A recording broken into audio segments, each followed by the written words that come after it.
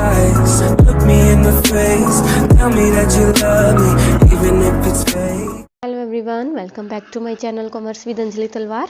सो आज हम last topic कर रहे हैं हमारे कॉस्ट वाले चैप्टर का, जो कि है relationship between average cost, marginal cost and total cost. कहते हैं कि जब हमने एवरेज, मार्जिनल और टोटल कॉस्ट के बारे में पढ़ ही लिया, लास्ट क्लासेस में हमने किया है, अच्छे से डिस्कस किया है, तो हम इनके रिलेशनशिप्स के बारे में इस क्लास में कवर करेंगे।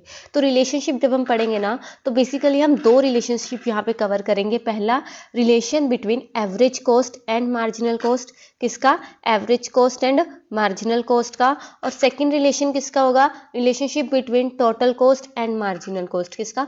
Total cost and marginal cost. तो आपको मार्जिनल कॉस्ट का रिलेशन पढ़ना है दोनों के साथ अलग अलग। तो let's start with average cost and marginal cost. अगर मैं एवरेज कॉस्ट और मार्जिनल कॉस्ट के रिलेशनशिप की बात करूं, सो relation between average cost, marginal cost table और फिगर से कैसे एक्सप्लेन किया है। सबसे पहले यूनिट्स आएंगे, वही 0 1 2 3 4 5 6 7 8 मैंने आपको बताया ही था। ठीक है, मार्जिनल देख लो, पहले मार्जिनल बना लो, पता क्या इजी हो जाएगा। पहले तो फर्स्ट में कुछ नहीं बनाना, क्योंकि चेंज इन लेते हैं इसमें। फिर दूसरे में ये डिक्रीज होगा, मैंने आपको बताया ना, यू शेप, ये हमने लास्ट क्लास में पढ़ा है। पहले ये गिरेगा, फिर ये बिल्कुल कांस्टेंट हो जाएगा, फिर ये बढ़ना शुरू हो जाएगा। तो पहले इसको गिराना है, मतलब डिमिनिशिंग रेट। 10 8 6 4 गिराया, फिर 4 पे आके इसको हमने कांस्टेंट किया 2 बारी, 4 4, फिर ये बढ़ना शुरू हो गया, 4 6 8 16। ये समझ आया? जब मार्जिनल कॉस्ट की कर्व हमें पता है यू शेप है, तो पहले ये गिरेगा, फिर एक टाइम पे आके कांस्टेंट हो जाएगा, और फिर ये बढ़ना शुरू कर देगा। ठीक है, तो जब हमने ये कर लिया ऑलरेडी, ये वाला हमने लिख लिया, तो क्या इससे हम टोटल कॉस्ट निकाल सकते हैं?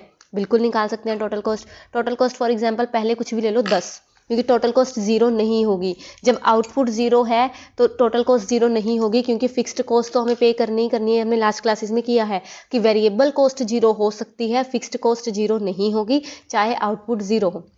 इसीलिए टोटल कॉस्ट क्या होता है? टोटल कॉस्ट दोनों को मिला के आता है, fixed cost plus variable cost, right. तो इसीलिए टोटल कॉस्ट भी जीरो नहीं होती। ठीक है, तो सबसे पहले मैंने 10 ले लिया, उसके बाद 10 में ये 10 ऐड करूंगी तो ये कितना आ गया? 20। 8 ऐड किए 28, 6 ऐड किए 34, 4 ऐड किए 38, फिर आगे ऐड किया 42। ऐसे करते करते ये मेरी पूरी क्या निकल गई? टोटल कॉस्ट की लाइन निकल गई। समझ आया? सही फॉर्मूला क्या है कि पहले, अगर मैं बुक के अकॉर्डिंग करूँ, पहले आपको ये करना है, उसके बाद ये निकालना है। लेकिन आपको ये रटना भी मुश्किल हो जाएगा, और आपको ये पता है कि आपको जब मार्जिनल कॉस्ट पहले डिक्रीजिंग दिखानी है, फिर कांस्टेंट और फिर इंक्रीजिंग।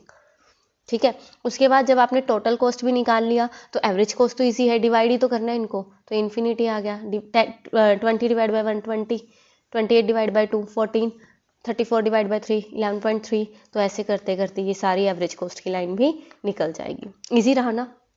ठीक है, एवरेज कॉस्ट भी तो यूज कर्व होती है, लेकिन उसको अलग से बनाने की जरूरत नहीं, यहाँ पे ऑटोमेटिकली आ जाएगी। देखो ये गिरते गिरते गिरते फिर कांस्टेंट होके फिर बढ़ना शुरू, तो ये भी तो यू शेप शो हो रही है।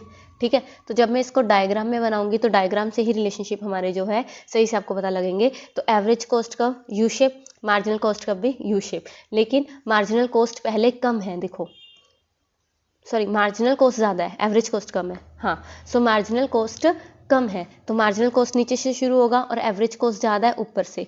फिर एक पॉइंट आएगा जब एवरेज कॉस्ट मिनिमम है, तब मार्जिनल कॉस्ट उसको कट करेगी। तो कब है वो मिनिमम? एवरेज कॉस्ट मिनिमम कब है? यहाँ पे आके इस पॉइंट पे, तो 8 वाला आ गया, तो यहाँ पे आके इसने इसको क्या किया है? कट किया है। और फिर जब मार्जिनल कॉस्ट बढ़ेगी और एवरेज कॉस्ट फिर भी क्या रहेगी? एवरेज कॉस्ट ज़्यादा है। ये बात समझ आई? इजी है। तो इस टाइप से आपका क्या बनेगा? मार्जिनल कॉस्ट, पहले एवरेज बना लो, एवरेज नॉर्मल यू शेप, नीचे से निकाल दो मार्जिनल कॉस्ट। इसको इस तरह से याद कर लो। ठीक है दोनों यू शेप ही हैं। तो यहाँ से हमें क्या रिलेशन पता लगा? हमें पता लगा when AC falls MC is lower than AC। When AC falls, जब AC गिर रही है, जब AC गिर रही है, MC is lower than AC। Easy, पहला पॉइंट। दूसरा पॉइंट क्या है? दूसरा पॉइंट है when AC rise MC is greater than AC। When AC rise, जब AC राइज हो रही है, एवरेज कॉस्ट राइज हो रही है, तो MC is greater than AC, वो पता लगा हमें। कहाँ ही रहा? व्हेन AC राइज, तो MC is greater than AC, ये भी बड़ा है। उसके बाद ये कट कहाँ कर रही है? लोअर पॉइंट पे, तो लास्ट पॉइंट क्या आ जाएगा? MC cuts AC at its lowest point. Easy, तीनों पॉइंट समझ आए? पहला, इस पॉइंट से कट होने से पहले, इस पॉइंट के कट होने के बाद, और इस पॉइंट पे। तीन आपको रिलेशन बता दिए, कौन सा बड़ा है कौन सा छोटा है। बस जब ये कम हो रही है तो कौन सा बड़ा है, कट रही है तो कौन मिनिमम है, और बढ़ रहा है तो कौन बड़ा है, ये बता दिया। यहाँ तक ईजी है। उसके बाद आएगा total cost and marginal cost. देखो टेबल तो वही चल जाएगा। अब टोटल कॉस्ट होता है इनवर्स यू शेप, ये करवाया ना, inverse S shape, sorry inverse S shape, लेकिन ये जीरो से स्टार्ट नहीं होगा क्योंकि इसमें कुछ फिक्स्ड कॉस्ट भी होती है। तो इनवर्स एस शेप होगा तो पहले तो ये बढ़ तो रहा है लेकिन रेट डिक्रीजिंग है, इसलिए मार्जिनल कॉस्ट गिरेगा। जब इसका रेट डिक्रीजिंग होने के बजाय एकदम से बढ़ेगा तब ये मिनिमम होकर ये भी बढ़ना शुरू कर देगा। ठीक है, तो इसी को हम क्या कहते हैं, रिलेशनशिप।